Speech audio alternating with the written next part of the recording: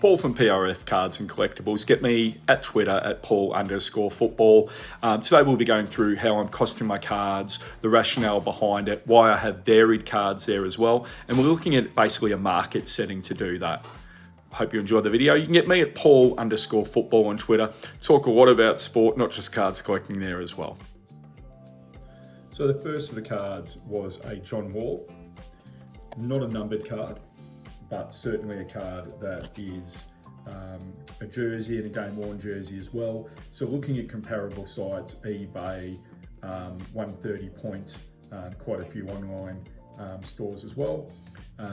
You can get it for about 14, 15 US, but then you have to pay delivery as well. So I'm asking 20, and I want to just advise people that my rationale when I'm selling at a store by consignment or at the markets is you've also got to make some profit. So it's definitely absolutely essential that you have a spreadsheet with your what you paid for it, you know, recent comps, and then the kind of profit you'll make as well. So wouldn't make a big profit off that, but certainly a well-priced card, very good player, game-worn jersey, $20. Had to get that from the US. You're probably looking at about the same price, but then postage, and depending on how you go, postage can be more than the card.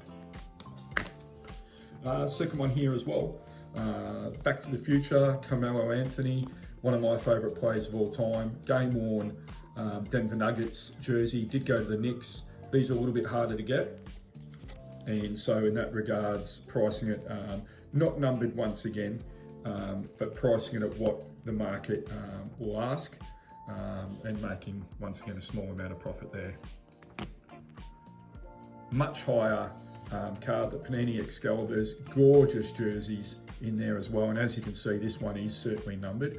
Yeah, the One Touch I'll probably replace on it, but certainly a 15 out of 15. Looking at comps, you'll get much higher ones than this. It is Gordon Hayward, so it also comes down to the player, but certainly that's a reasonably priced card as well. So next one up is our gold medalist card. Muggsy Bogues and Johnny Flynn. I absolutely love this card. Almost priced it in a way. It is a really hard one to comp, very hard one to find and to comp. They are two autographs of those players, and I've priced that where it doesn't sell. I'll still be enjoying looking at that card as well. So another game worn. Now this comes from a company, not Panini, this is Sage. So with the Sage cards, I suppose in order you'd go Panini, who have almost everything.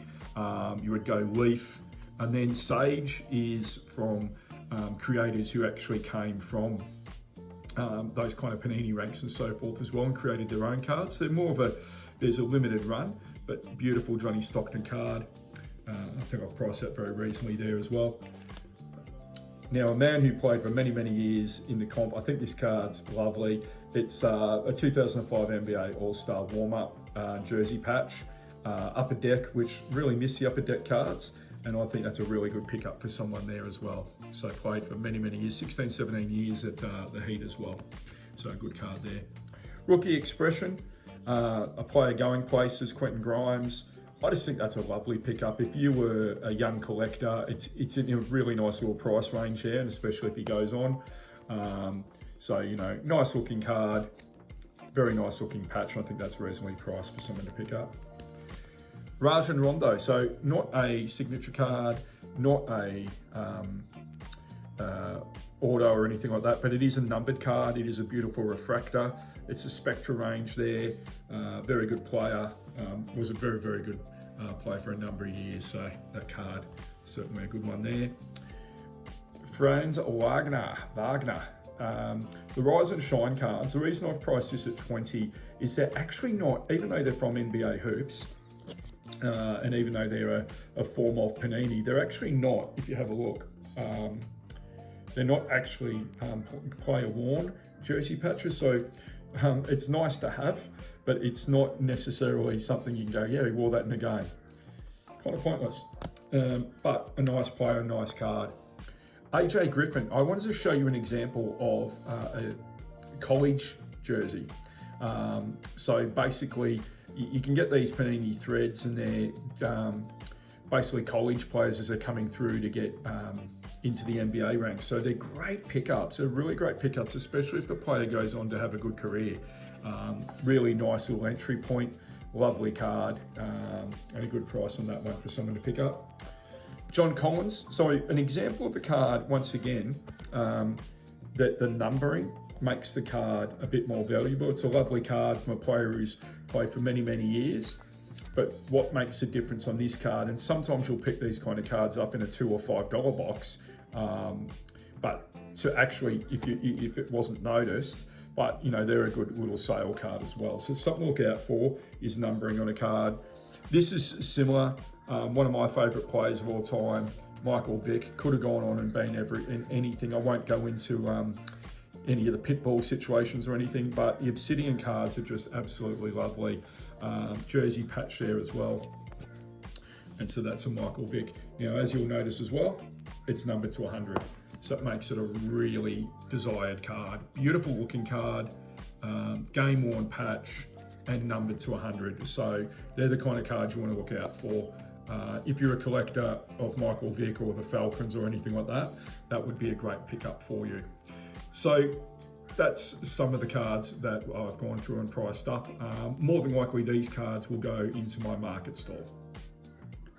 So guys, thanks again for watching a few minutes on PRF Collectables, Cards and Collectibles. My name is Paul. You can get me at Paul_football on Twitter if you want to have a bit of banter there as well.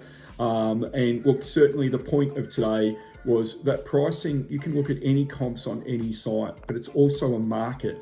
So if you're selling at markets, for example, there might not be any other card collectors, card sellers in that area as well. You've got to sell so you're also not falling behind. And my tip that I've been giving for a while, if they're your personal collection cards, there's no price on them because you don't want to sell them. So you've got to separate the cards that you want, the cards that you can make profit on, and treat it like a pair of shoes. You're going to buy a pair of shoes, you generally, unless you're a sneakerhead reseller, you're generally not going to sell those on.